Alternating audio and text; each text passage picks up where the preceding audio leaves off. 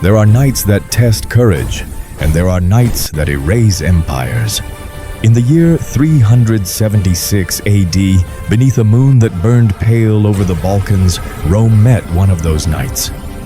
To the east, the empire's banners still gleamed, red, ordered, eternal.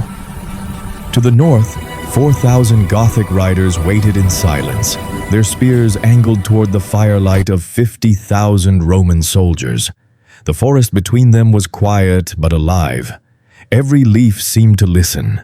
Every shadow trembled like breath on steel. The Romans believed the night belonged to them, disciplined, invincible, commanded by an emperor. But the Goths had learned something Rome had forgotten. That darkness hides not fear, but freedom. When the horns finally broke the silence, it was not the sound of war.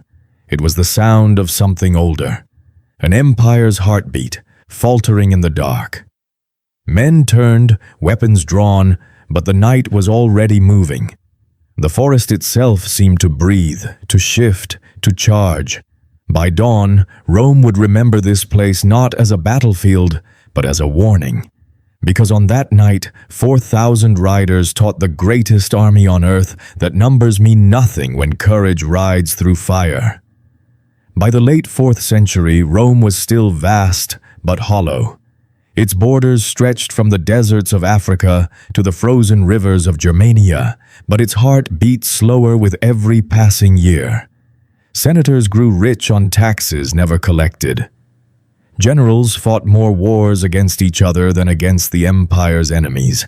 And at its northern frontier, the Danube, the empire faced a tide it could not command. The Goths had come not as conquerors, but as refugees. Driven west by another storm, the Huns, they arrived in ragged columns, families and warriors mixed together, their wagons creaking with everything they owned. They asked only to cross the river and live under Rome's protection. To Emperor Valens, it seemed a bargain. New settlers would guard the border. New soldiers would fill his thinning ranks. So he opened the gates of the empire. But Rome no longer remembered mercy. Its officials saw not allies, but opportunity. The Goths were disarmed, then starved, then sold back their own food at the price of their children. Corruption turned hunger into hatred, and hatred turned tribes into an army. By the time Valens realized what had happened, the frontier he meant to fortify had become a fuse. Villages along the Danube vanished overnight. Roman patrols returned in pieces, or didn't return at all. Whispers began spreading southward through the empire's roads and taverns that the Goths were no longer begging for food. They were gathering for vengeance. Valens dismissed the reports. To him, this was another barbarian revolt. Loud, temporary, forgettable.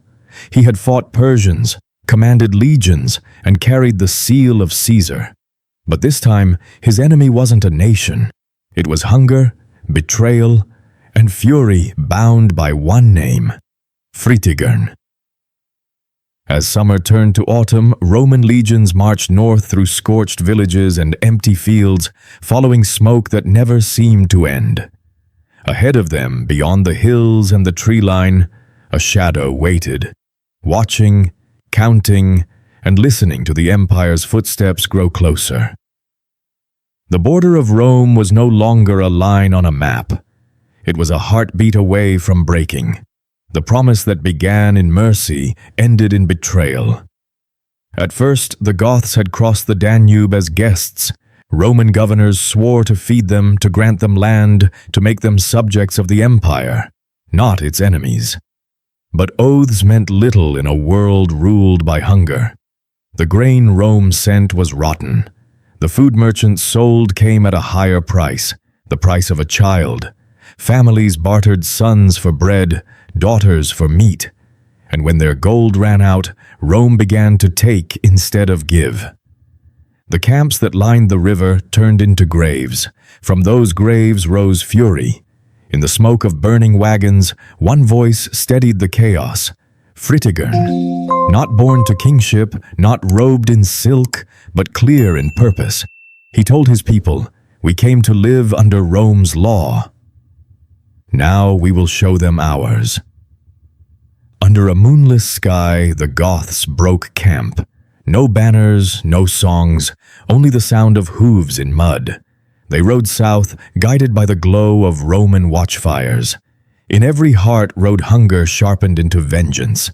Fritigern moved among them like a shadow, quiet, deliberate. He knew numbers could not save them, but surprise could. At dawn, they reached a valley lined with oak and mist. Roman scouts watched from the ridges, uncertain. They saw refugees. They did not see an army. By nightfall, that mistake would devour them. Behind the front lines, Roman officers feasted, confident the Goths would soon surrender.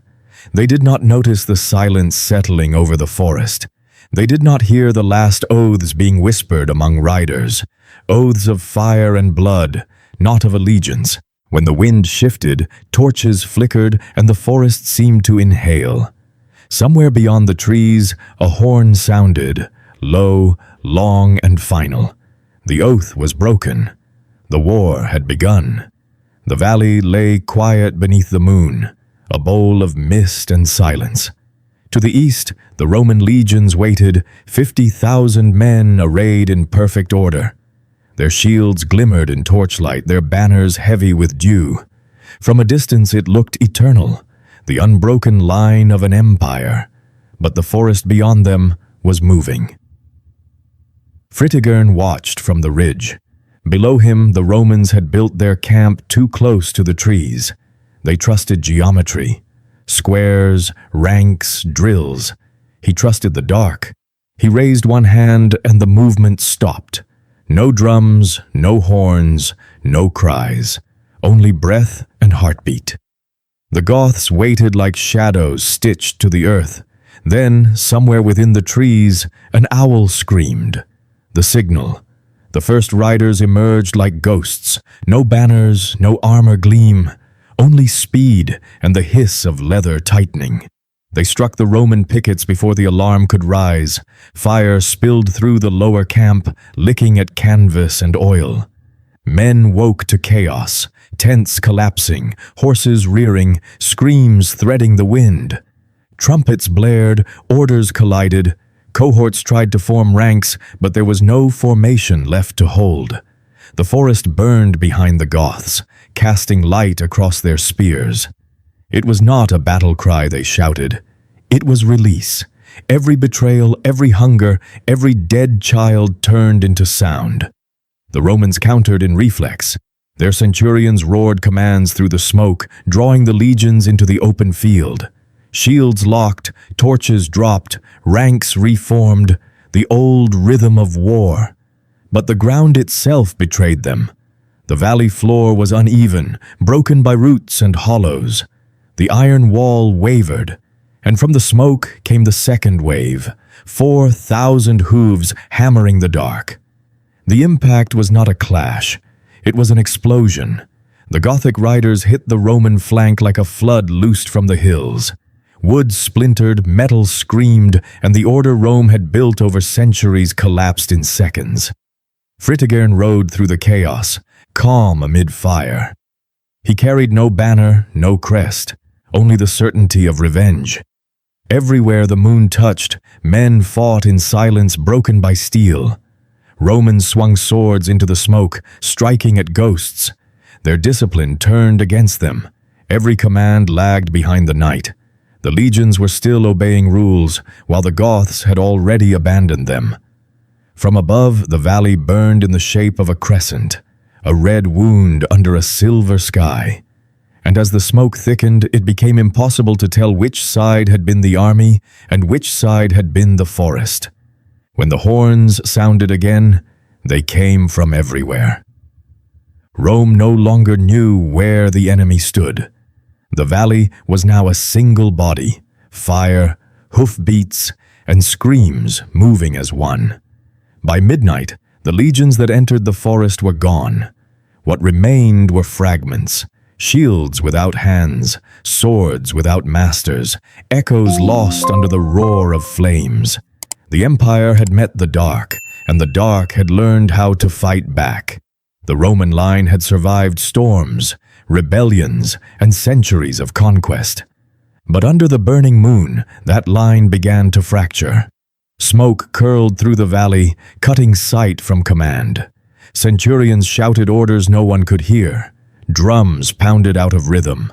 The legions had lost their geometry, the perfect squares of Rome dissolving into jagged fragments of men and panic. Where the front once stood, there was only firelight and confusion. Shields clashed against each other, not the enemy. The ground itself turned to mud, slick with ash and blood. Every step pulled soldiers downward, as if the earth wanted them gone. The Gothic riders moved through the chaos like smoke. Their mounts darted through gaps the Romans couldn't close. One flank broke, then folded inward, not from weakness, but from weight. 50,000 pressed against themselves, choking on their own discipline. Fritigern rode at the center of the storm, eyes reflecting fire instead of fear. He gave no grand speech, no cry of victory, only a gesture, 2 fingers raised, then cut downward, a signal. His men fanned out, splitting the field into isolated pockets. They didn't fight the Roman army, they dismantled it piece by piece. In the red glow, armor melted into the dirt. Trumpets fell silent. The sound that replaced them was older, hooves striking metal, the hiss of arrows vanishing into the dark. The night itself seemed to pulse. Valens's officers tried to restore order, but their voices drowned in fire. Each command came too late.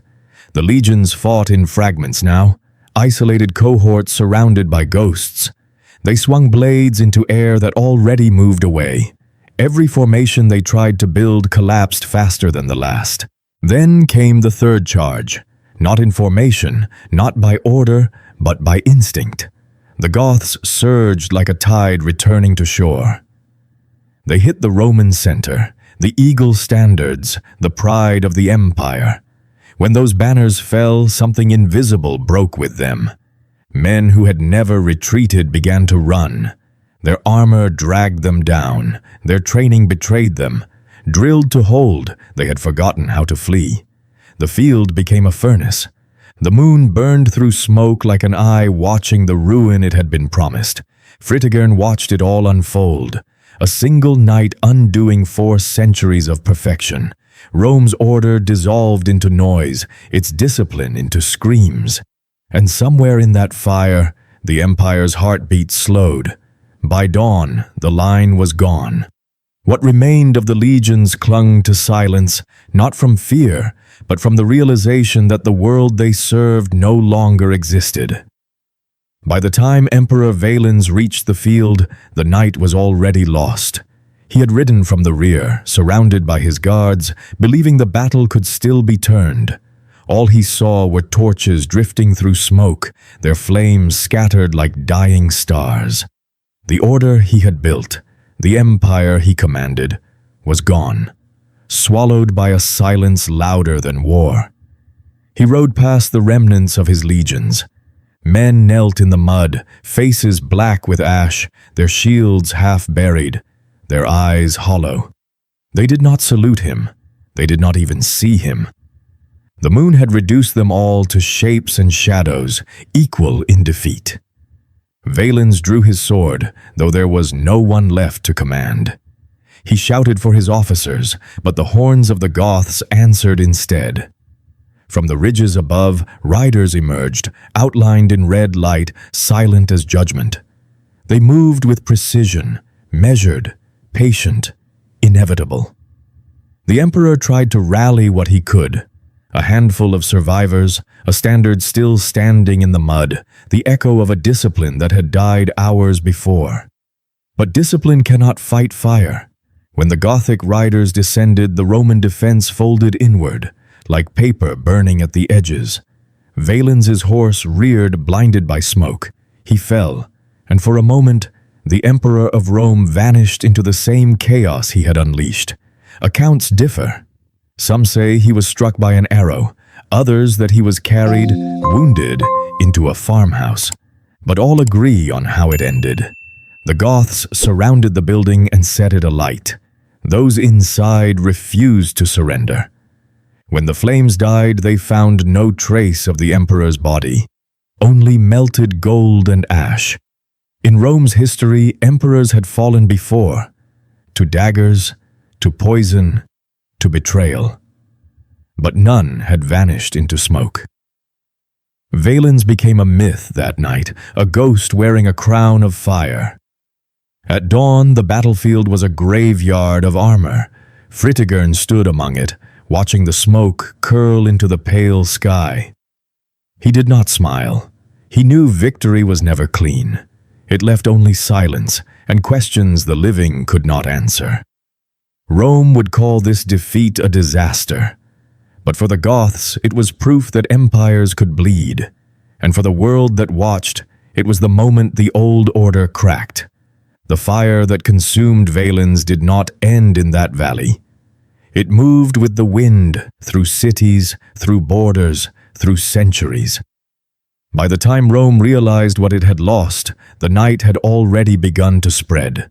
When the sun finally rose, it found no empire, only smoke.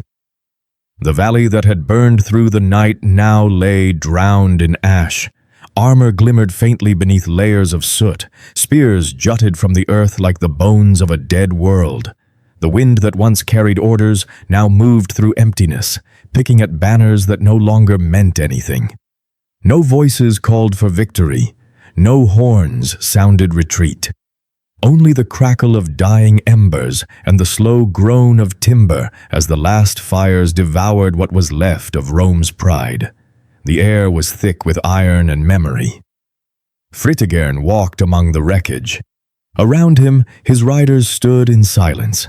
No cheers, no songs, no triumph. They had not conquered an empire. They had outlived one. The dead covered both flags evenly. You could no longer tell which side had been Rome. He paused where the emperor had fallen, a circle of ash where the farmhouse had stood. Some said Valens still ruled there, in smoke, in rumor, in the kind of silence that clings to ruins. Fritigern looked at the place once, then turned away. War, he knew, always ends in forgetting. Beyond the valley, the forests still smoldered. From the ridges, the Danube shone like a blade catching dawn. For a moment, the world seemed suspended. The night still breathing, the day not yet sure it should begin. That morning, the empire's messengers galloped south with fragments of news. An ambush, a fire, a missing emperor. But no parchment carried the truth. Rome had not been defeated by barbarians. It had been undone by its own reflection, by arrogance dressed as certainty, by hunger mistaken for strength. In the centuries that followed, scholars would argue about the numbers, the tactics, the blame. But none of them would speak of the silence, of how a single night could make the mightiest empire sound like nothing at all. The moon that had watched the battle hung pale above the ruins, its color still touched by fire. It had seen kings rise and vanish before, but never so quietly. And as the smoke drifted westward, carrying the ashes of legions into the dawn, the world took its first breath without Rome. Because in that valley, beneath that moon, the empire's heart did not break. It simply stopped beating. If history still burns in your mind, share this story before the ashes fade. Subscribe to Brutal Past, and tell me, if you had stood under that moon, which side would you have chosen?